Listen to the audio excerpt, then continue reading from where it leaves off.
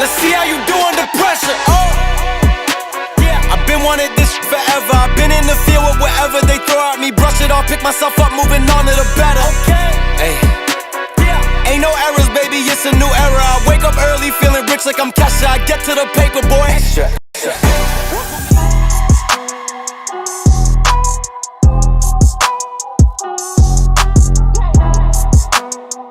Yo, what's going on, everybody? Welcome in to another episode podcast to talk about our favorite team, the Arizona Cardinals. Hopefully, everybody's having a fantastic Thursday. We got some Thursday night football today. Super excited about that. But obviously, we're here talking about the Arizona Cardinals, and we got a lot to chop up today. We got our good buddy here, Justin, a.k.a. Mythic AZ. We're going to be bringing him up here pretty soon. We're going to be chopping up about just how we feel about the Arizona Cardinals in general. So do me a huge favor, smack up the like button on your way in. Huge shout out to the people that are currently in the chat right now. We got Michael, we got Bass, we got Ivan, Nick, Fishbowl. Appreciate you for being here. Let me give you a huge shout out here to the sponsors of the video, and then we will get started, I promise. All right, huge shout out here to the sponsors of the video, BetUS. If you're looking for a brand new sportsbook, BetUS is the way to go. Right now, if you use promo code YouTube150 upon signing up, you will be getting 150% sign up bonus on your first deposit, and the following two will be 125% sign up bonus using YouTube 150 as a promo code upon signing up. All right, ladies and gentlemen, without further ado, let's go and get started here. Let's talk about our favorite team, the Arizona Cardinals. And of course, I brought my good buddy here, Mythic. So, all right, Mythic, what's up, man? Justin, how you doing, buddy? Man, cannot complain. How's it going, y'all? How's it going? It's been a while. It's been a bit since we've collabed, and I'm glad that we finally kind of come back and our schedules, matched up, because I feel like there's a lot to dive into, and I'm glad we're not doing 1 week and then overreacting, of course, like me. But we have a 4-week sample size, right? So I'm glad that we're finally here to kind of chop it up and really figure out how you feel about this team so far in 2024, and then we'll, just conversation back and forth. So let's get started. All right, we had 4 weeks of the Arizona Cardinals. What are your thoughts on the 2024 Arizona Cardinals? Don't talk about hope, just the 4-game sample size that we've seen so far. So it's hard for me to lose complete optimism in this team because we took the Bills literally down to the wire and a pass interference away from potentially winning that. Detroit, I don't know. Detroit is such a tough game for me to dissect because in the first half, our defense couldn't stop anybody. So it's it's night and day because then we shut them out in the second half, but our offense did nothing in the second half. We put up 3 points. So it's again, that's one of the best teams in the NFL, lost by 7. The Bills lost by 6. The Rams we destroyed, who beat the 49ers. And now we just got destroyed by the Washington Commanders. Yep. So now it's just where do we really stand? I don't know. I think the 49ers are probably the best test right here. And I think this game is so crucial for a lot of reasons. But the optimism's not lost. We knew the front half was going to be difficult. But I don't know. It's just so tough sitting here with a record of 1-3 because it feels like every game we lose, the season just trickles down to the wire. It's okay, now we're going to have to rally off 5 out of our next 6, 5 of our next 7 to even have a chance in this thing. So I don't know. With how talented we are offensively, it's been pretty disappointing the last 2 weeks. Yeah. And I'm assuming you feel the same way. Yeah, 1-3 is not ideal. Obviously, definitely not an ideal thing to kind of find ourselves in right now. The Cardinals, I think when we've done our predictions, I think I've had the Cardinals it's been a couple of times. I had us at 2-2, and then I have it as at 1-3 as well. So it's not like it's one of those things that it's surprising, but I don't know. I feel like this loss in week 4 was a very big gut punch to the Cardinals fan base. And I think that what we need to do to fix that is obviously, get right here in week 5. We won't talk about that, but just right now with the sample size, it's not one of those things where I'm oh, it's over, panic, right? But I don't know. I've lived in a lot of Cardinals seasons where I've seen a season just get ripped away from us super quick. And it's trending in the way for the Cardinals to get the season ripped away from us real quick. But you never know, right? We still got 13 games left in the season. I like what I've seen from Kyler Murray flashes. I think the best game he's had was the Rams game. If we had more of those games, I think there's a lot of Cardinal fans that probably wouldn't feel as jumpy like they do. Because I don't know. Do you agree? Do you see consistency with Kyler Murray for these 4-game sample size, or do you not? What are your thoughts on him? I would say the first 2.5 games were really good, but this past 1.5 was bad. The second half of Detroit wasn't fantastic, and last game overall as an offense, I would say, was really bad.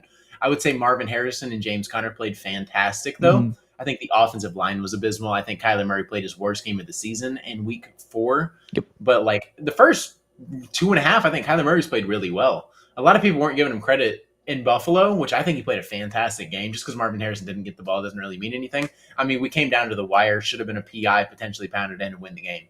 I mean, that's just what it comes down to. The Rams game, obviously his best game by far. Right. He was taking shot after shot after shot, was allowed to kind of just freestyle a little bit, kind of get things down, trying to throw the back shoulder to Marvin Harrison Jr. That's where all of his incompletions went. He was just trying things at that point. He was evasive. He was getting out of the pocket, making plays, staying within structure, which, I mean, he's done a lot better at. But that last game, I think, is kind of what people are kind of afraid of when it comes to Kyler Murray. It's just kind of the consistency. So, I mean, if this trend's on, then I would understand it. But, like, I'm not necessarily, like, waving the panic flag necessarily. But, like, it's hard to not be aware of it after what we saw. I mean, you get blown out, you get blown out. I mean, the Rams got blown out by us, came and bounced back against San Francisco, who we played this week. So it's just true. You got to make the comparison there, right? Like maybe we come out on fire because Kazir White was pissed. And rightfully so. The defense can't stop anybody, like at all. Yeah. And that's something that we've seen all season besides the Rams game. We really can't stop anybody. Second half of the Lions game, I guess, too. But there's a lot of things on this team where it's like if you don't score in the first drive, and this is what I've been saying, if you don't score in the first 2 drives, it feels like the game is going to be over because you know they're getting at least 10 points. Especially in that 14. Yeah, especially in that swing. I feel like when they swing did they score like at the end of the second and then they come back and get the ball in the second half, it almost kind of feels like, dang, like it's hard for us to even get back or crawl back. Now I get it, 4-game sample size, so like I want to see obviously the rest of the season, but I do agree, like when we're down, it's really hard to get back. Let me ask you this real quick. Did you get a chance to dive into the All-22 film or at least watch the game back? I did. It didn't look good on paper. Yeah. I think Marvin Harrison Jr. looked as fast as he's looked. I believe Jonathan Gannon said that as well. Mm-hmm. James Conner, I feel like, played well. The offensive line did not play good at all. If you watched, like, it felt like the pocket was collapsing and Kyler kind of just, like, really couldn't do much. But at the same time, it just didn't feel like Kyler played a fantastic game. Right. Defensively, watching that back was probably one of the worst games I've ever seen. Yeah, it was bad. I mean, there was no pressure. It was Jaden Daniels did whatever the heck he wanted to this defense. It was rough. I mean, but I agree with you. I think with the offense, I think the best term I used was clunky. Like it just looked really not polished, and it seemed like, I don't know, like we heard that the Washington Commanders were one of the worst defenses out there. So like it was really weird to see the Cardinals not put as many points as we thought we were going to put at them because, you know, like I know this fan base. If the Cardinals somehow kept this game in check, right? Like 7 points, 3 points. We lost like that. I don't think people would be freaking out as much as they're freaking out now because obviously 1-3 is not ideal. But like when you're seeing a rookie quarterback, and we saw that last year with CJ Stroud, you do have a level of the fan base saying, okay, well, we see this here. Why is this not happening? Can you explain to me, like, how are we seeing this back-to-back with CJ Stroud and Jaden Daniels? Like, this is crazy. This is an anomaly because we're seeing Caleb Williams, the first overall pick, he's struggling a little bit. But, like, he's gotten 2 wins. But, like, is this crazy, like, quarterback play? Like, I've never seen this back-to-back. Have you? No, it's insane for rookies back-to-back. And I'm so glad that I said Jaden Daniels is the best quarterback in this draft class. I have a text message to my friend because he's a Commanders fan. Yeah. I was like, Jaden Daniels is, like, clearly the best. I like Drake May as a prospect. I think he'll come into his own, but he needs to sit. And they did exactly that. So I feel great seeing this happen. But I thought Jaden Daniels would struggle early on and then kind of like develop through the season and get comfortable. I didn't think the Commanders' line was going to be this good. Right. Which is insane because like I know they signed a bunch of people and they kind of like polished up and raised the floor and they are a better unit. I didn't think they were going to be this good this early. Like I thought Jaden Daniels was going to get pressured a little bit, kind of struggle a little bit, have to use his legs like we saw in the first couple weeks. And Cliff opened the playbook and he's just ripping things, passing for 80% completion, just running with his legs. Like he just looks insane. Well, even like, CJ Stroud crazy. Didn't start this hot. Stroud, yeah, that's what I'm saying. Like 80% in back-to-back games. Like that is insane. Yeah. They put up 38 and 40 something. Where they put up 42 on us? I remember doing 43, something ridiculous. Yeah, I remember doing a collab with my guy Rio, kind of like the enemy behind the enemy line segment, and he told me very specifically, "Watch out because we haven't punted the ball since the first game or something like that." And I'm like, Yeah, "Oh yeah, we're okay, we're good." I trust my defense to do something. I mean, the defense did something. I mean, they got an interception. Shout out Garrett Williams, right. for doing that. And then we kind of did little things here and there, but it was just bad. It was bad overall. Um, to me, let me ask you this because I know Kyler Murray's been asked a lot of these questions. Do you feel like there's a lot to learn in this game? Like if you were in this locker room, or is this one of those kind of just throwaway games you just don't want to look at ever again? What are your thoughts? I think you have to look at this game. You Yeah. can't really just brush it under the rug. You got to see what you did wrong. I think the O line and the defense were the two major things that need to be cleaned up. And I don't know about you, but I feel like our receivers just don't separate besides Marvin Harrison. I feel like Michael Wilson and Greg Dortch have been insanely underperforming this year. So without Trey McBride, like I know that's one player, and I'm not going to Right. sit here and say he's like the key to all, right? Because Trey McBride hasn't been fantastic either. But like when you don't have a weapon like that, and then you have two receivers who haven't been separating all season, it gets difficult. Like your best player obviously is Marvin Harrison Jr. I think we're Right. all pretty consensus that he's the best receiver in that locker room. He was day one. And you could argue he's a top 20 receiver right now in the league. Like that is a legit comparison. You could even go higher if you really wanted to. They're shading like he's one of the elites in the league since game one. Like Buffalo shaded safety high. So Hmm. it's crazy the coverage we're seeing for him, but it's understood. But like there's a lot of problems with this team that you can kind of see. And with all the money we're gonna have, there's gonna be a lot of money that needs to be spent. Otherwise, we're gonna be kind of sitting in this position right here where it's just a whole bunch of red flags. Because when we did spend money, we lost a lot of people. And defensively, that is so tough because we were Yeah. banking on health. That was one of Yeah. the things we came in here banking on is Justin Iron Man. Jones coming in. Exactly. Justin Jones down. Darius Robinson down on IR for the first 4 games. We don't know when he's coming back. Hopefully soon. Then we lost BJ Ojolari, our starting edge rusher. Defense just collapsed before the season even started. Then Jonah Williams, starting right tackle, Kelvin Beachum has struggled besides that Rams game. He has struggled so hard. And then Yeah. Barton came in and then he dropped. So then we were potentially teeter-tottering between Kelvin Beachum and four string, who I don't remember. Is it Hart? Um. Dang it! I forgot his name. I know who you're talking about. Yeah, I know you're talking. I completely forgot his name. Oh heck, Yeah, so we're like, yeah, Heck. Charlie So Heck. we're literally, yeah, Charlie Heck. So we're sitting here teeter-tottering between second string, who's like 34, 35, 36 Yeah. years old, on the last leg dealing with a hamstring injury now, and our four-string right tackle getting elevated from the practice squad. Like, we're in such a weird spot right now, and we're not a team that can really afford injuries like this. Like, we're a team that Yeah. needs to stay healthy because our starters are not fantastic.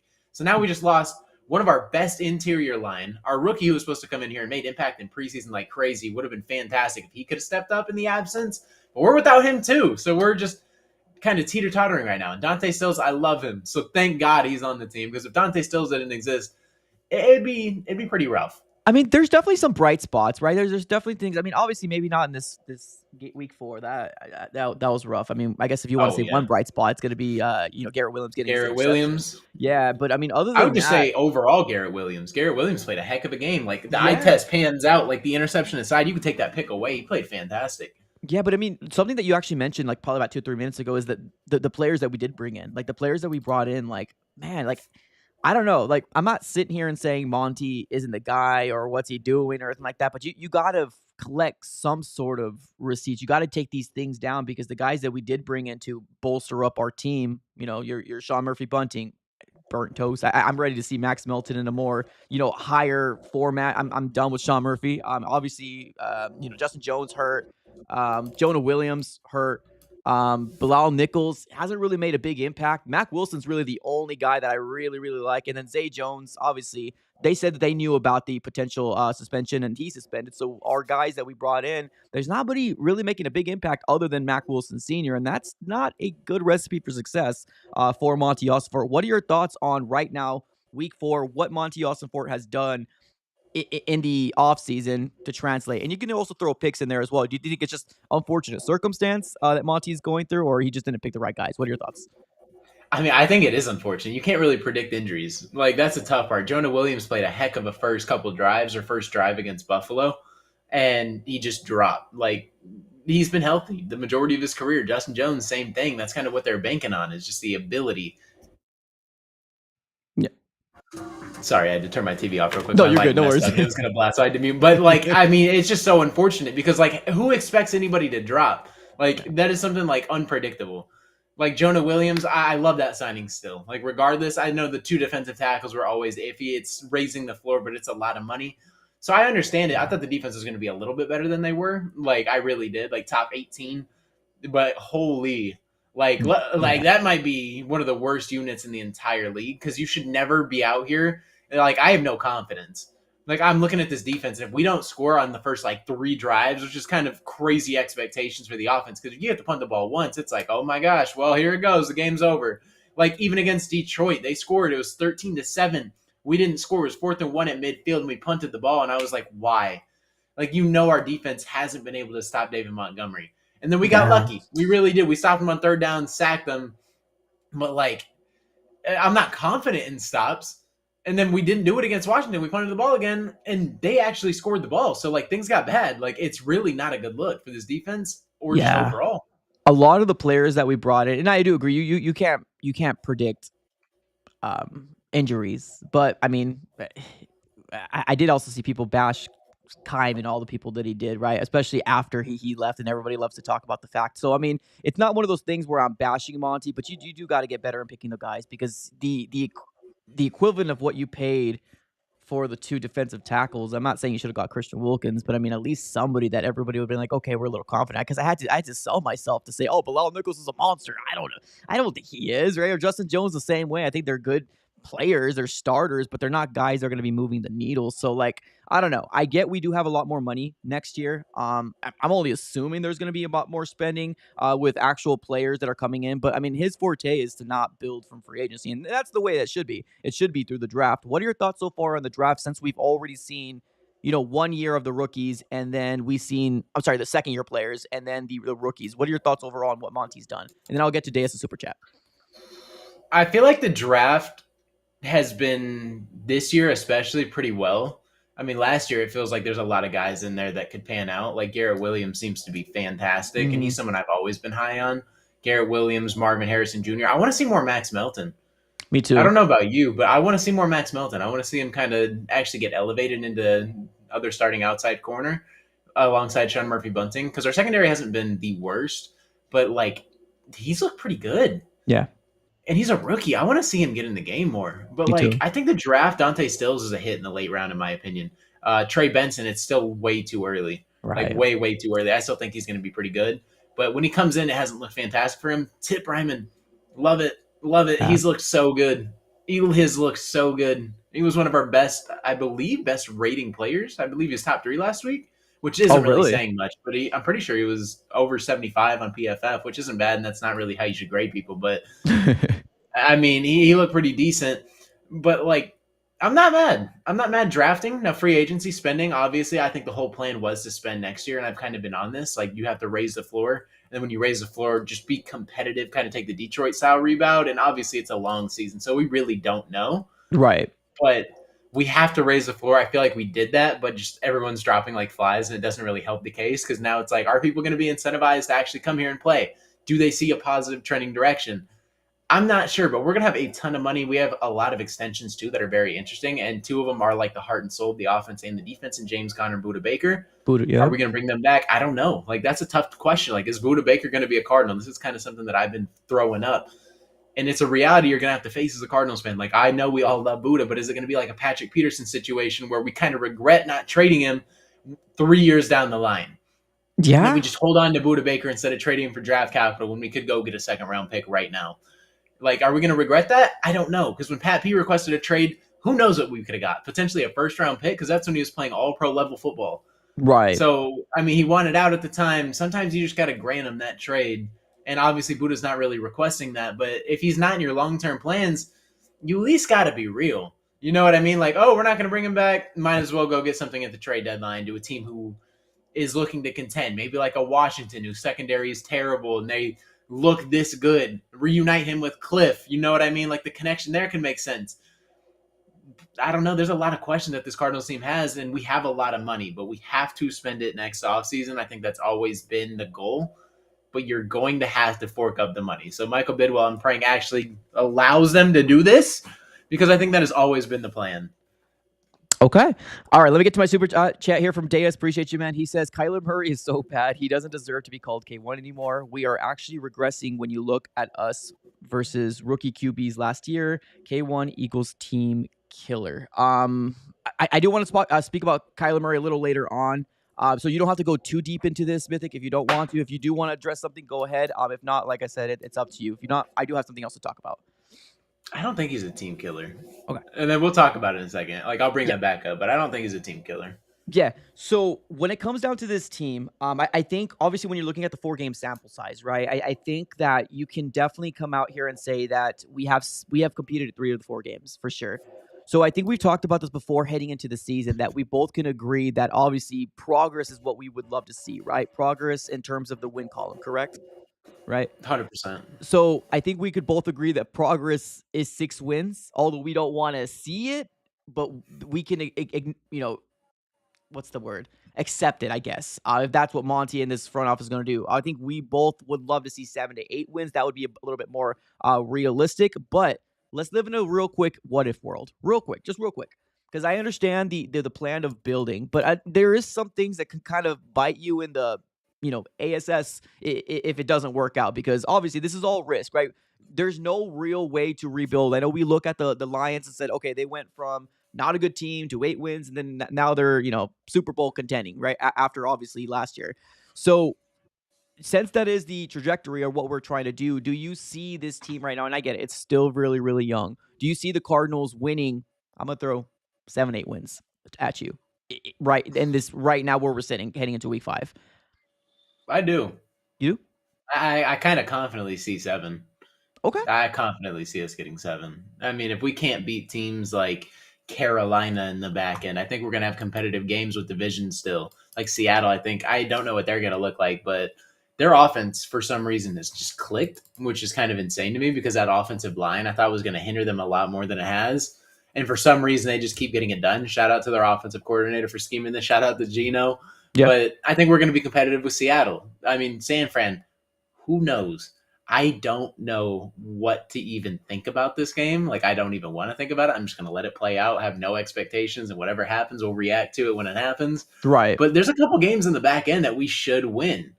I think that's pretty fair. Like, there's a lot of games that we should win, Carolina being one of those. So if we don't win 7... Patriots for sure. Bears is a game that we should be able to at least be in. Bears, like, defensively, I'm not worried. But they have no offensive line. The Dolphins, we should win. If we can't beat Miami, if Tua's going to come back against us. He would. Like, that's the thing that I'm like praying doesn't happen, because or they go like trade for a quarterback and he balls out. Like, that'll be the thing. They'll trade for a quarterback the week before. Yeah. Oh, Bryce Young traded. Bryce Young is a breakout game, 3 touchdowns. Like, some stupid thing like that is going to happen. That'd be the most Cardinals thing ever, just to derail our season even further. Right. I don't know. There's a couple games that we should win, but obviously the NFL, anything can happen. There's no such thing as a sure win. True. But I think the Cardinals can still get up to 7, and 7 to 8 has always been the expectation. Do you think? I know Jonathan Gannon came out and said, "Oh, I don't believe in momentum." We've heard him say that a lot of times. Yep, I do. I think it's important to obviously momentum, being able to have. I hate the word swag, but that term in terms of just being confident. That's the better word, confident in what you can do as a team. Do you think if the Cardinals win one of these next 2 games, so either the 49ers or the Packers, and I get they're tough, I think that would be I guess, open up a better opportunity for the Cardinals to win those games that we're saying. Do you agree with that, or do you not think that these games next 2 are as crucial as I do? So we also have the Chargers too. San Fran and Green Bay. Yeah, and the Chargers and after that. The Chargers. I think you have to get.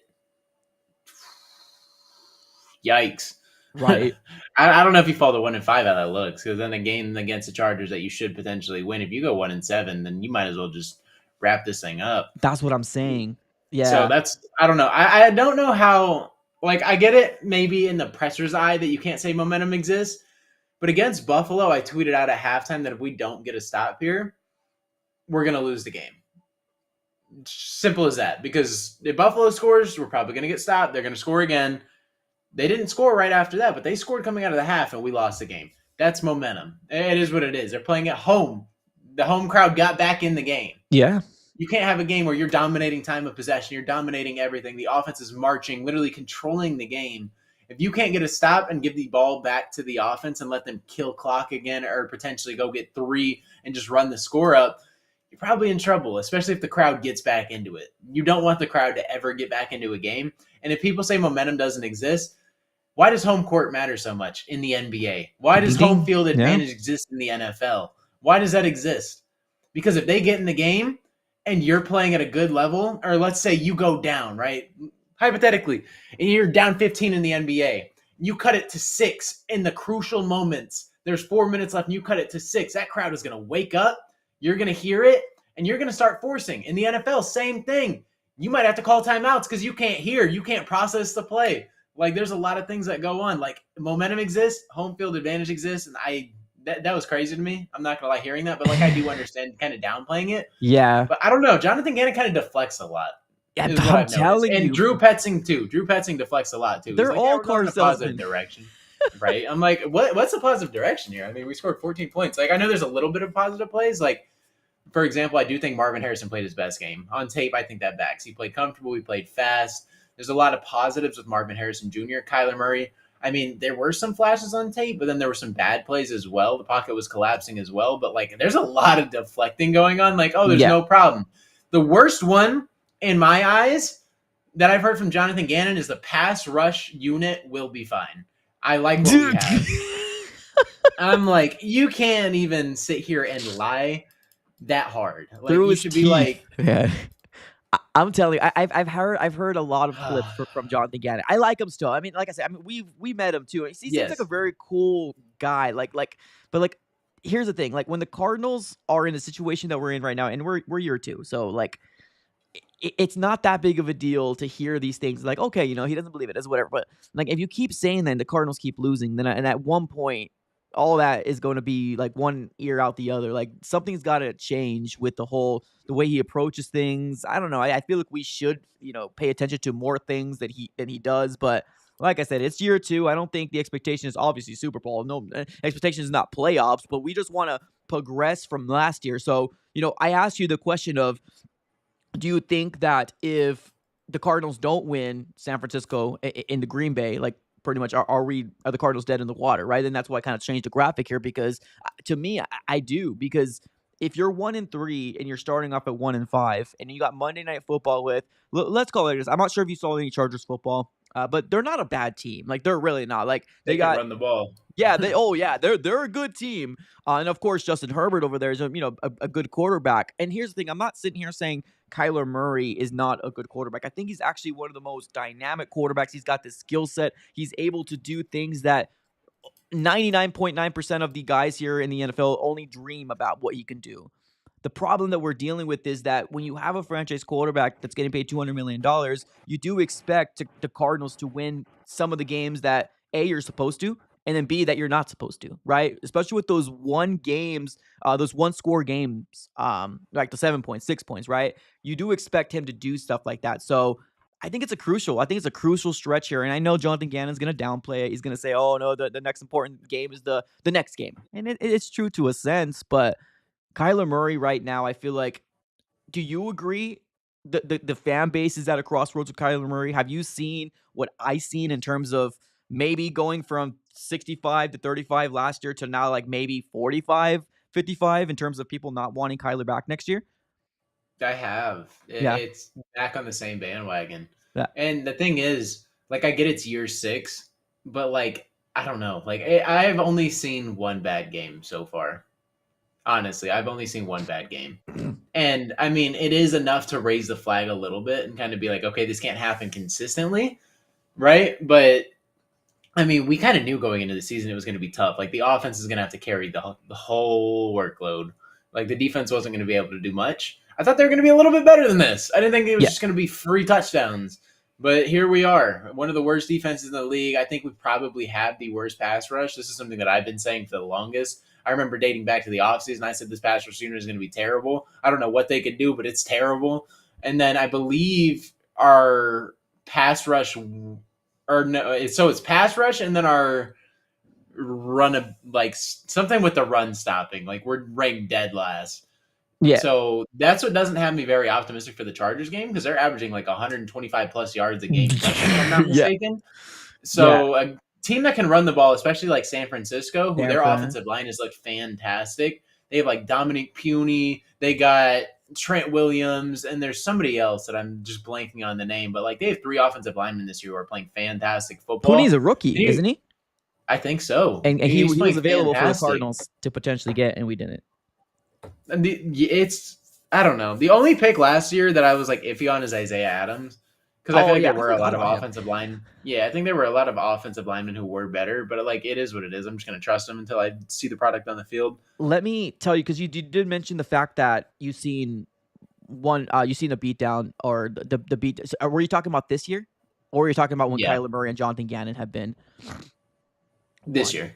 This year, gotcha. Okay, so I'm gonna play a real quick clip here, real quick, and that's gonna, I guess, segues us into obviously the Kyler Murray presser, which I think there was a lot of good things to take away from that. I'm actually glad that he actually said, I need to get better. I don't know. There's something about that. I'm just like, okay, thank you. I said that in my post game versus the Commanders. I was like, I just want to hear it. And he said it, so I'm happy about that. But this is what he said about Kyler Murray. Sorry, this is what Kyler Murray said about obviously getting whipped, right? The first time they got whipped with Jonathan Gannon and Kyler Murray at the helm. Let's dive into it.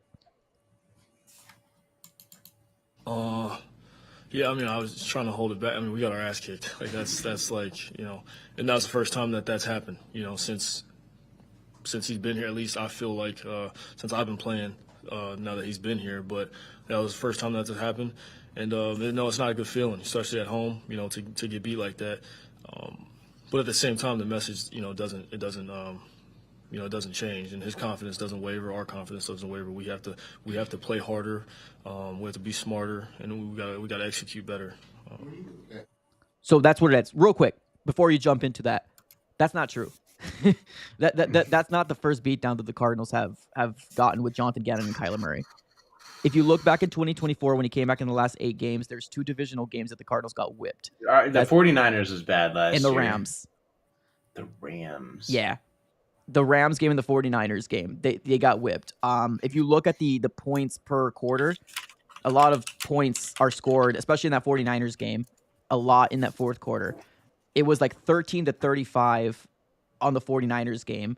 And then they got a lot of they got, I think, 10 points in the fourth quarter, garbage points, right? It's what we like to call it. The Rams game as well, which is that Rams game, they got whipped on that one too. Oh, they got whipped. So I don't know, like, where, because I've heard Jonathan Gannon say the same thing too. Like, Jonathan Gannon said, oh, this is the first time we got beat down. And I actually heard it on the radio as well, because obviously when you're hearing things, like, I would have asked for a clarification when he said this. I'm like, is this like your tenure you're talking about, or you're talking about this year? Because you're right. This year, you're 100% correct. But no, that's not correct. There was more beating downs when Kyler Murray was back. Now, we can use the excuse. We can say Kyler was finding his legs. He's brand new to his offense. We can say that. That's true. But the fact of them getting beat down, this is not the first time. This happened multiple times before. I forgot this Rams game existed. Yep. This was both of the games we got beat down. The defense was horrendous. Yeah. And the offense, I feel like the offense is a lot better in the San Fran game than it was in the Rams game. I remember this Rams game. I forgot this game existed, though. We blocked it out. Yeah. So the Rams game was just bad as a whole. I remember this. Offensively, couldn't do anything. Defensively, literally could not stop them. Of course, this was Kyron Williams back-to-back games where just diced us. I believe he had 150 yards in the game. And then San Fran was just – Brock Purdy was just having his way with us. Like, literally just having his way. They put up 45 points, if I'm not mistaken. But the offense looked pretty decent. Yeah. But we definitely got beat down against the Rams. To be clear, we're talking about with Kyler Murray. Yeah, so this is Clayton too. Yeah. So don't put this on JG. I'm not even talking the Browns game. Yeah. The Browns game is wiped. That was bad. We're not talking about the Browns. 0-point game. With Kyler Murray and Jonathan Gannon at the helm is what we're talking about. So when he said that, I was like, that kind of piqued my interest, because like if that's their mindset and that's what they think, Like they're a little off there because that's not correct. But let's dive into the good things that I did hear about Kyler Murray, because overall the takeaways of what Kyler Murray said. I mean, obviously, I think we can agree that just a beatdown happened in this game, and let's dive into what he said about just the team takeaways, and then he's got personal takeaways as well. So let's dive into the team takeaways, and we can kind of dissect that together here. Oh man, it was yeah, we got to be pretty bad. We got to be pretty bad. I think all phases we just got to be better, because it's tough when we put the defense out there like that as many times as we did, not converting on third, fourth down. They got all the confidence in us, we got all the confidence in them, but it works. It's like I said, complementary football is part of the game, and if we're not playing like that, we're probably not going to be a good team. So we all understand what needs to be done. Look in the mirror, address it, and have a great week of practice and get after it the Sunday. Cool. I'll let you go first, and then I'll kind of take over. I think you brought up a good point. Third downs killed us. Mhm. They killed us. They've killed us in a couple games. I don't remember. Was it Detroit where we went 1 for 9 and like 0 for 3 on fourth down? Yeah. I think we were 1 for 9 and then 0 for 3 here. I'm going to pull up the Commanders' stats right here, but I'm assuming they can't be fantastic. I think it's 4 and 11, if I can remember correctly, but definitely fact check me. I think it's 4 for and 11. Yeah. Let's see. On third down. So third down, we were 4 for 11. Fourth down, 2 for 3. So it wasn't as bad. I mean, we're more efficient in cleaning things up. But good Lord, it's got to be better on third down. Third down is where you win the games. 4 for 11 versus the Commanders 9 for 12, and they went 1 for 1 on fourth down. So I mean, it all comes down to efficiency at the end of the day. Yep. And I mean, our defense really can't stop anybody either. So it kind of hurts when you're not able to pick these up, like very crucial situations.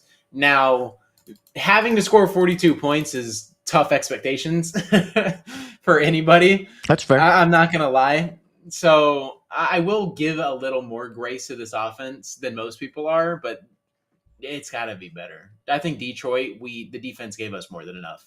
Oh yeah. 100%. 100%. Yeah, it's one of those things. I mean, obviously when you're watching the game in the playback, well, when you're watching it first, right? I think for me, when I'm watching the game live, it's a lot of emotion. It's a lot of like, what are you doing? What's going on? And that's all defensively, offensively. Drew Petzing, why are you calling that? All that different stuff. But like when you're watching it on a playback and obviously already know the result and seeing what's happening, I think I can attribute to just this offense looking just really clunky. And one thing that he did mention is the fact that obviously complementary football is very important, right? Yes. We've said this coming into the season, the fact that like the Cardinals can't lean on this defense to win games. They can't. And you can ask for a drive or two. And this defense gave you that. They gave you an interception, and they also did stop Jaden Daniels as well at one point in that game. They did stop him, right? They can do that, but the bright spot in what we were hoping for this team was this offense was going to score points. Now, granted, 42 might have been completely unattainable because Jaden Daniels was on one this last weekend, but like we can't depend on this defense to stop a lick. What they do is house money to me. We need to be able to figure out this offense. Why we haven't yet is concerning to me, and I'm not putting that all on Kyler. I know, please, I want to be clear. That's Drew Petzing. That's why are you throwing the ball at 4th and 2 instead of running the ball or 3rd and 1 and going a 3 and out, and deciding to throw it. My question here, and I'm not sure if you've heard this, because I know obviously you have other outlets that you listen to as well. Has anybody asked if Kyler Murray has the ability to audible out of plays? Because I still don't know. I'm assuming he does. He's a year 6 quarterback. I'm assuming he has some sort of leeway. Do you know if Kyler Murray has been, or as that's been asked? I don't know. I would assume so. Right? I mean, would assume so too. If you're not able to audible out of plays, I mean, that's kind of concerning. Right. I mean, I feel like every quarterback, even going into year 1, should be able to audible out of plays. Something, right? I mean, you should be able to have the reins as a quarterback, even going into year 1. If you don't trust your quarterback, that's a problem. You should instill faith in your quarterback from the jump. So if a year 6 quarterback isn't allowed to audible, then that's an OC problem, and they need to allow that. Right. I mean, if Kyler Murray just sticks with what it is, I mean, I'm pretty sure we've seen him audible countless times. So I mean, you kind of see it, and he tests out sending motions, seeing if it's man, seeing if people follow. Like you've seen nice cues, but I mean, I'm assuming you'd be able to just flat out audible. So these 4th downs and 3rd and 1s were on Kyler. I mean, I don't know. I really don't know. I don't agree with the play calls regardless. Like if we're sitting here passing the ball and we're literally just running like spacing concept where everyone's basically just running literally 3-yard curlbacks. Everybody's just 3-yard curlbacks, and that's the play. And there's no other concept, and we're just sending 3 out, and we're just running a spacing concept. I don't like that. Honestly, I would. There's So you're times saying on 4th and 1 where I'm just like, hey, let's just right under center, hand the ball over to James Conner, see if the offensive line can make a push for a yard. right? Like, I would rather have that. And I've seen times Yeah. on 4th down where we're just consistently passing the ball. I don't understand it. Or there's 4th and 1 situations at midfield, like the Detroit game, where we're not going for it and punting the ball away. Why? And why are we trying to flip the field knowing we cannot stop this offense? Like, So you're saying it doesn't matter if it's 90 yards, if it's 50 yards, they're going to score the same way. So you're saying the initial call, right, in order to put us in the formation that we come in, like shotgun, that's what you're saying it's more on. That's fair. I don't like either of them because I feel like it should just always be a run. Now, if Kyler's the one audibling to that, which we don't know, right. I mean, you never know. You don't know. Is Kyler the one making that audible? I'm not sure. I would assume he's just rocking with whatever's getting called at that point. But I don't know. I really don't know. That's what I'm saying. I think Cardinal fans are looking for somebody to, and I think obviously the guy who's going to get the blame is Drew Petzing, because obviously there's a big question as to why the heck are we able to score points in the second half. Right. But like there is very questionable things, and let's not get it twisted. We've seen Kyler Murray decide to throw a ball in 3rd and short deep, as opposed to running the ball in the tenure of Cliff as well. Like we've seen Kyler Murray run out of the pocket and go out of bounds and lose 2 or 3 yards as opposed to throwing the ball away. We've seen these habits be created, and I'm just hoping that this coaching staff can get in front of it, because there's still a lot of time to get in front of it and say, hey, you got to do this next time. Because with what we've seen on that 3rd and 1, I would rather have James Conner throw that, tote that rock. And if we get stopped, you're like, okay, that's a valiant freaking effort, because he's the best guy we have on this offense right now that's making any lick of a plays in terms of our running back. But I don't know. It's so hard for me to say that, okay, Drew Petzing, when obviously I think we can both agree that Kyler Murray didn't have his best game in this Week 4 matchup. Let me get to my guy Deus, another super chat coming in. He says, okay, well, just the beginning, I don't agree with this, but I got to read it. He says, sit Kyler Murray, start Tune for the rest of the season, see if he can progress, keep Kyler Murray healthy for a trade value, lose Tune if he doesn't progress. We need QB enema. No, that's the thing, though. Like, I guess you're going to lose the whole fan base. Yeah. And no one wants to watch Clayton Tune right now. That's what I'm saying. Like, you got to really ask yourself. I understand people are upset, but the best quarterback you have on this roster is Kyler Murray. There's no ifs, ands, or buts about that. It's not even close. You're right. It's not even close. I get people are frustrated. I understand where you're coming from. You need trade value. You want to trade him away, but your best quarterback you have on this roster, and it's not even close, is Kyler Murray. If you want to win games, and Jonathan Gannon doesn't want to have another losing, season. I know he might be safe maybe for another year. I've seen some people talk about it here and there, but like he doesn't want to have another 4-win, 3-win season. Like that's not the goal for this organization. They want to win with Kyler. So as long as he's healthy, he's going to be QB1. So appreciate the super chat, but there's that. Okay, let me talk about his personal. He ended up getting asked about your personal big takeaways, and this is what I did like what he said. So let's dive into that. I just think, I got to be better, to go out there and put 14 points up. That's not the standard that we hold ourselves to. I feel like I'm surrounded by a lot of great players. So that's, I would never expect us to go out there and put up 14 points. We don't practice for 14 points, but, this is the NFL. It is not easy. I definitely expect to have a better week this week. Good. I hope so too. I mean, I think this fan base is longing for us to get back into the progression of what we've seen last week. We cannot afford another beatdown. Do you agree with that? I 100% agree with that, because I feel like as a locker room, you're gonna just lose it. You're 1-4 and you get beat down back-to-back weeks. That's when you kind of just die as a team. I really don't think we can have that. I mean, there's got to be fire somewhere. Like, there's got to be fire with this team. If there's not, I mean, this is a huge division matchup. I think a massive division matchup. Because this honestly, I think this is the biggest game of this season already. That's fair. Because if we didn't dig ourselves in a hole and we fall to 2-2, and we could have pulled out one of these 3 games, just one, then I wouldn't be sitting here like, oh, it feels like the end of the season. Because if we would have dropped to 2-3 instead of 2-2, or instead of 1-4, I think it's a big big difference because 100%. this Cardinals team is already looking like, I mean, we play teams close, but playing teams close doesn't do enough, right? Like, it doesn't count towards wins and losses. In the I end of mean, the it's a year, it's moral not. victory. We're Mhm. not counting moral victories. Like, you can look at the Buffalo game. I mean, we played hard. But I Mhm. mean, can't do anything. We got 34 points dropped Yeah, on us. And then Detroit, facts. I mean, that's another game where it just feels like we just teeter-tottered, right? The defense couldn't stop anybody, and that goes to complementary football. This is a term I've been throwing out like crazy all year long. We Yeah. don't play it. We really don't. It's like Yeah. when the defense can actually step up and finally decides to get a stop, which hasn't been much this season. Let's call it how it is. Like the Rams game is the only time we played complementary, and that was just a beatdown. Like Yeah. it really, let's just call it how it is. That was a beatdown. There really wasn't a chance from the start for the Rams as soon as we started getting going. Like as soon as the first two drives ended, all momentum shifted. And then we got another stop, and it was just we kept pouring it on. So outside of that, there's been no complimentary football play. The offense in the Lions game played fantastic in the first half, put up like, sheesh, I don't remember. I think 10 points, 13. Either I think it was like 2013 or 2010, if I'm not mistaken. I think it was 20-10. But the offense played pretty well. And then the defense finally shows up.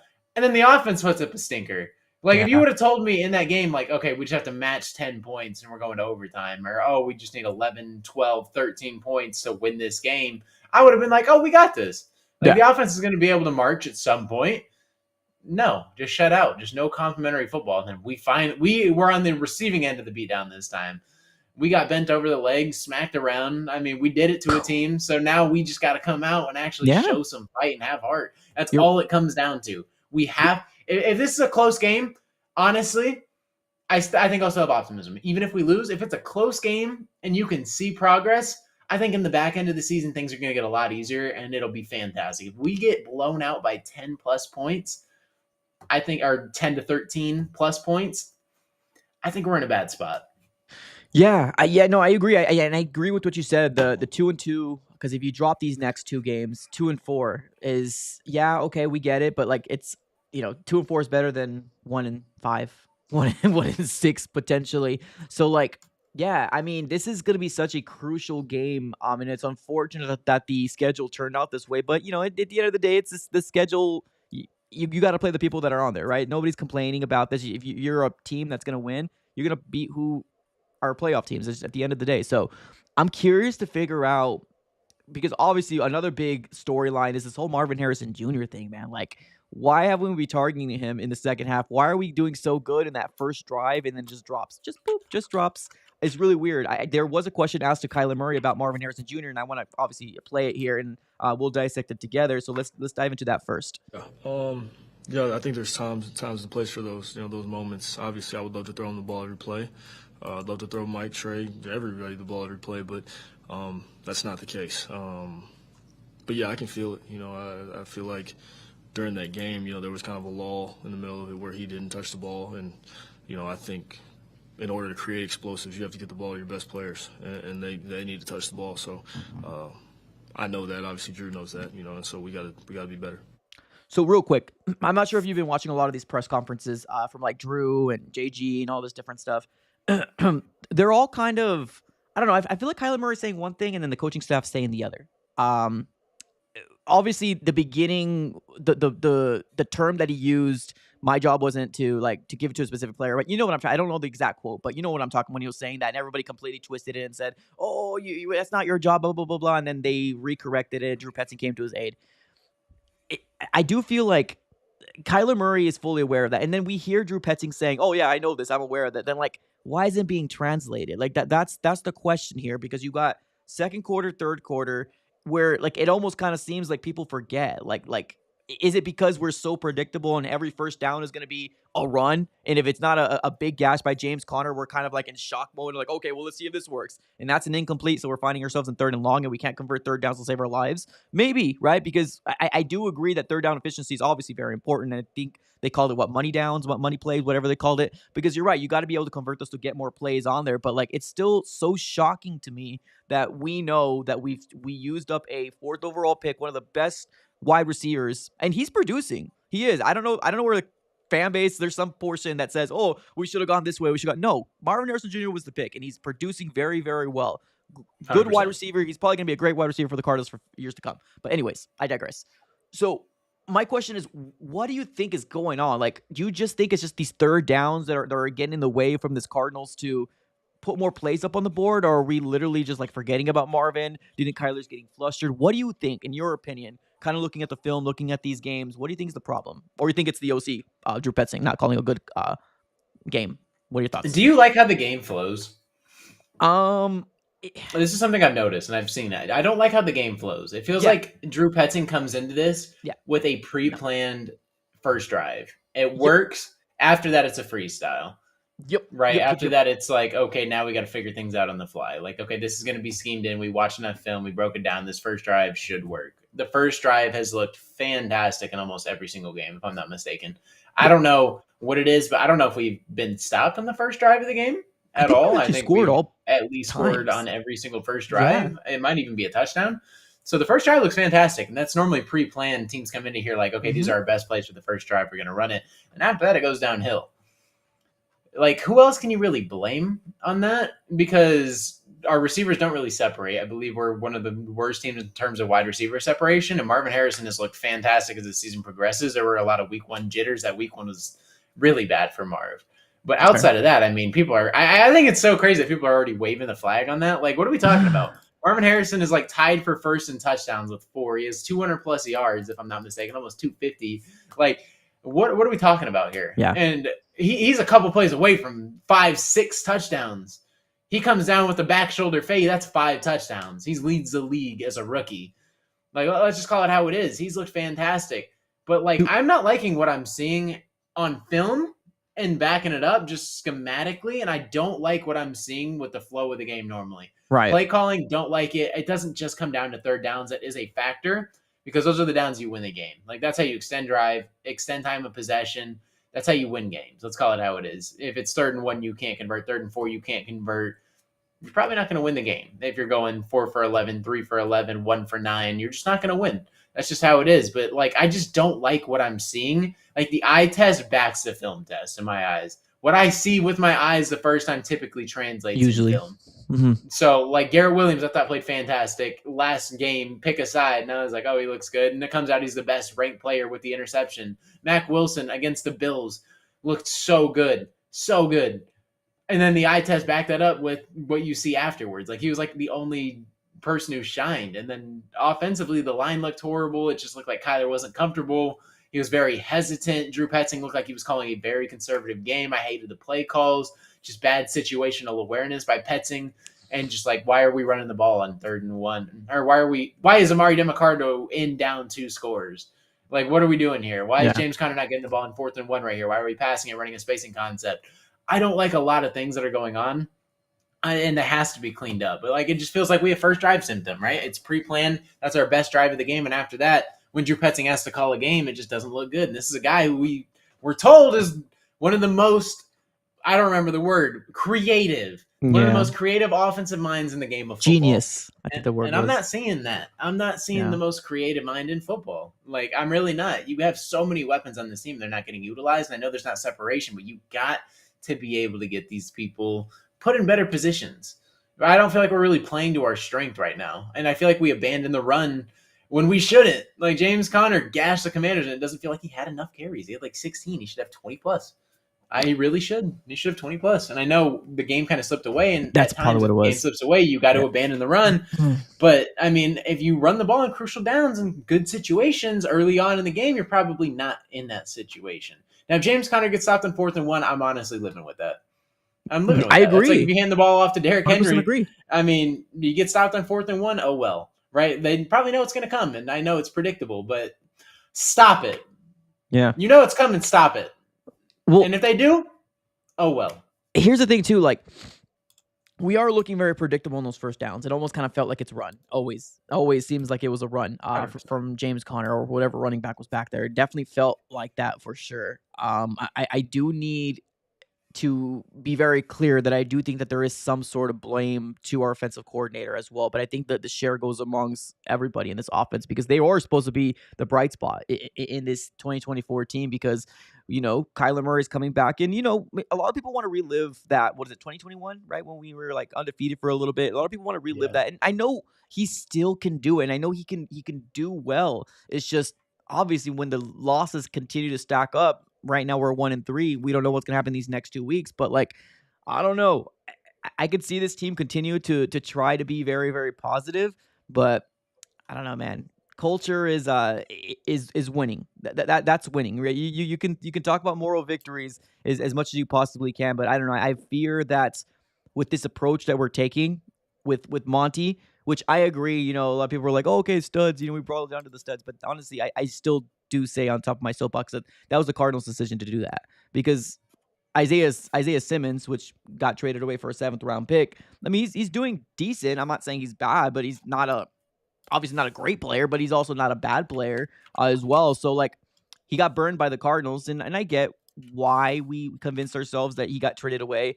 Not a Cardinal, right? Not a Cardinal, not a Monty Ford type of guy, not a what do they say? Great football. What do they say? High football character. That's probably what they thought of him. So I don't know. This is going to be very interesting, these next 2 games for the Cardinals. I feel like it is going to show the season. If we do get one of these wins, then we can come back and say, okay, I think 6, 7 wins might be attainable. But let me ask you this last question, and I know it's going to be a tough one because I know you like Kyler Murray. If the Cardinals start off 1-5 and we only win 4 games, let's just throw that out there. We win 4 games. Heck, let's say 4 or 5 games. What are your thoughts? Do you think pressure is on JG first, or do you think pressure is on Kyler, or do you think there's no pressure and we just go into 2025? I think we should go into 2025, and that's kind of the evaluation year. Because in my eyes, the quarterback I would want, if it's not Kyler Murray, is Arch Manning. I think that's the guy. Yeah, I think that's kind of the guy. And I'm comfortable writing that out because if you move Kyler, I mean, that's a lot of dead money anyways. So people don't really understand that part. I mean, are we willing to eat that? Because we'll have $116 million in cap space with no extension so far. Will Hernandez, Budda Baker, James Conner have to get done or not at all or potentially walk? But, I mean, if we cut Kyler, we're eating so much dead money that I don't think people are ready to handle. And then it's going to be like, oh, why is this team in the same spot? Why are we in the same spot we were last year? We have no talent, and it's just a bunch of rookies, and, Clayton Tune sucks. And it's like we're going to be in an even worse spot if we cut or trade Kyler. We're going to eat so much dead cap. We're not ready for that. We don't need that. We need to spend money. Next year, we have to spend. We have to be aggressive. We can't overspend. We can't do the stupid thing and pay a bunch of guys who are 30 years old and on the back end give them a 3-year contract, paying them top market value. You know what I mean? But we can't do that. We can't do that. So you're saying JG would be safe, Kyler would be safe, run it back 2025, right? Is what you said?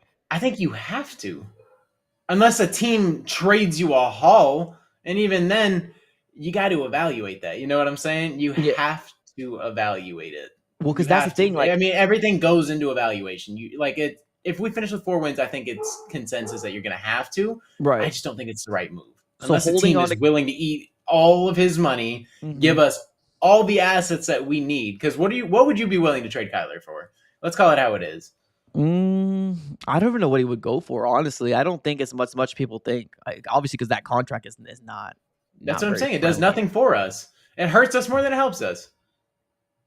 It really does. That's what I'm saying. Well, that's the thing. I mean, because when do you really evaluate Jonathan Gannon? Because we're giving him 3. 2020. Well, if we don't spend money, I don't know what the heck this team is doing. Right. That's fair. Next year. Like, if we don't spend money, I really don't understand. I mean, you have it just to not spend it. Like, right. I mean, at some point, you're going to have to go in or do something. I don't understand if we don't spend next year what the direction of this team is. Where's Carson Palmer? Won't get it. Can we get him from retirement? That's good. No, I mean, I see where you're coming. You have very valid points. Very valid points. It's just, I don't know. I feel like it's hard to say we're taking this team down to the studs when you're paying a guy $200 million, right? Because you have a level of expectation with a quarterback like that. And I just feel like he's just constantly getting bashed on because you're right. Yeah. If you're taking the team down to the studs, then that means you don't really have a team to supply him what he's able to do. But on the other side of the coin, he's also getting paid upwards of $200 million. So go ahead. Yes. A question. Mm-hmm. I don't see a lot of people really making this comparison. And people in chat, I want you guys to answer this as well. What do you think of Jalen Hurts? I have my opinion, right? If you think Kyler Murray and Jalen Hurts flop situations, Who do you think's doing better? I've seen Jalen Hurts play awful quarterback and then be in games. That is a team that has talent. Jalen Hurts is not a good quarterback.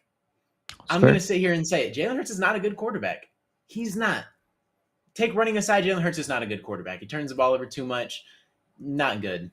So that's my thing. I think if you flip Kyler Murray in Philadelphia, that team is a 12-plus win team. That's fair. I don't think Jalen Hurts is good. I really don't. And I think that's overrated. Like, I really do. And I don't hear bash on Jalen Hurts. And I'm like, what do you guys see? Because even Nick Bosa came out last year when the Cardinals were absolutely terrible.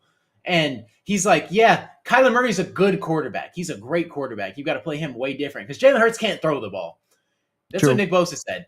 He can't throw the ball. And this is something I've been saying. And it's just like the eye test backs it. Jalen Hurts is overrated. And if you flip him and Kyler, I think you're seeing a way different Kyler Murray. And people are like, oh, why couldn't he do this with us? I think he would flourish. I really do. Like, that is so much talent, so much weapons over there with a good line. Like, Jalen Hurts has no excuse to not play good quarterback. And this season, I think he has 4 touchdowns, 4 picks, and has a couple fumbles too. Jalen Hurts? Like, yeah. Like, I just don't understand. Like, this is something I've been on, is that Jalen Hurts is so overrated, but you don't hear it. So I guess let me flip that on the ear, or I guess, and let me ask about Jaden Daniels as a rookie. What do you think that the Commanders have? And I get it. It's just 3 wins, right? They can fall apart. You know what I mean? Next week or 2 weeks from now, they can win. But what do you think that the Commanders, because that team isn't nowhere near. They're not. But I don't know. That's the thing. There's no film on Jaden Daniels. It's hard to really kind of get a gauge on it. And he's kind of in here just coming free. He's playing free football. And he's looked fantastic. I mean, there's nothing you can really say. I mean, he's throwing the ball with anticipation. He's throwing the ball like that. Zach Ertz 2-point conversion is ridiculous. You know what I'm talking about? Where he threw the ball with anticipation before he even makes his in cut. And he throws it right behind the ear. He literally cuts, turns, and the ball is there. And that was unnecessary, too. That 2-point conversion was unnecessary. Right. I'm like, you're playing with balls, brother. Yeah. Like, you're just playing with balls. Yeah. And they're playing with confidence. That's what it is. I mean, the first, 2 games of Jaden Daniels wasn't fantastic, and they still squeaked away with a win against Washington that they probably shouldn't have won. Let's call it how it is. I don't even think Washington scored a touchdown. But I don't know. It's just the Giants kept going for 2 because they had to, because they lost their kicker. But they're playing with confidence. That Bengals game, of course, they get hot right before we play them. Yeah. And the offense, they weren't punting the ball. Yeah. They weren't punting the ball. So I don't know. I really don't know. It might just be a confidence thing. So we need some confidence.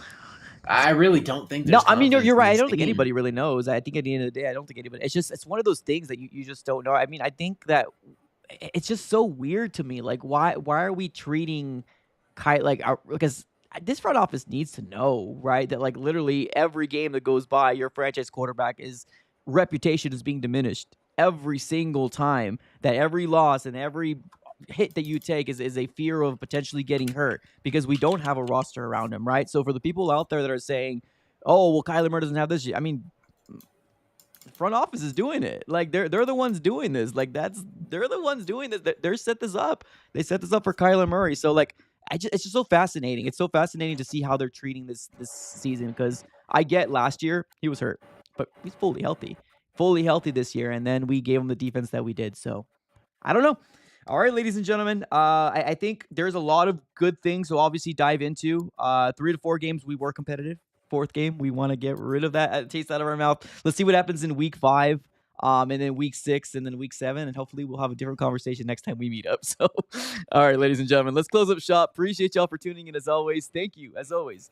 Have a great rest of your day, and go Cardinals.